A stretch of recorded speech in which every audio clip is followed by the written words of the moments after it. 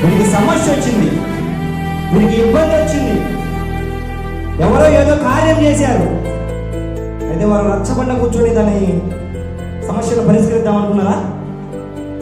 లేదా ఒక పెద్ద చెట్టు కింద కూర్చొని సమస్యను పరిష్కరిద్దాం అనుకున్నారా? ఎక్కడికి వెళ్ళారు వీళ్ళు?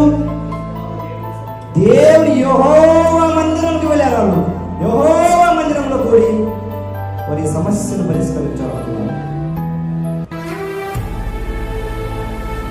ఈరోజు కూడా మనకు కలిగిన ఆపదలన్నిటిలో కూడా, కష్టాలన్నిటిలో కూడా బాధపడుతూ బయట వేదన చెందుతున్నాం. మేము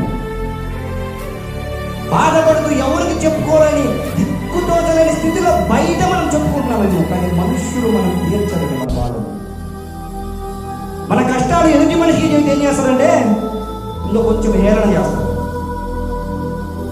మన కష్టాలు ఎదుటి మనిషికి చెప్పి కొంత మనము మన బాధలు తీర్చుకోవచ్చు, వీడు నాకు కొంచెం ఓదార్పు కలిగే మాటలు చూడాలనుకుంటే ఏం చేస్తారు? ఇంకా వేదన కలిగించే మాట్లాడతారు. ఇంకా ఎదుటి వారికి మనం ఒకటి మాట్లాడితే వాడు 10 చెప్తారు.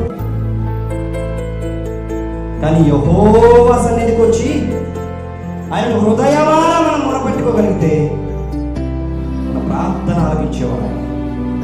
అయితే వీరు మిస్పాలో ఉన్న యెహోవా మందిరంలోకి వచ్చారు. ఎందుకు వచ్చారంటే ఆ లేవీయుడికి జరిగిన సమస్యను పరిష్కరించడం. ఎవరు చేశారు ఇది, ఎందుకు చేశారు ఇది అని పరిష్కరించి లేవీయుడికి న్యాయం చేయడానికి వచ్చారు.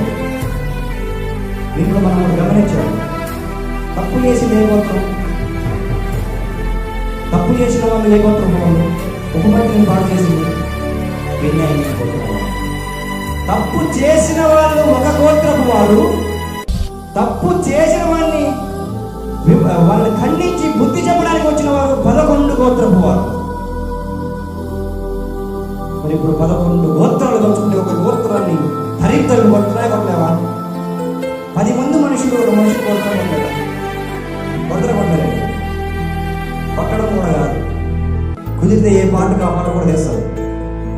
10 మంది మనుషులు ఒక మనిషిని కొట్టడంలో ఆశ్చర్యం ఏం లేదు. అయితే ఒక్క బెన్యామీను గోత్రం మీద 11 గోత్రములు అంత సమకూడి ఎవరు చేశారు?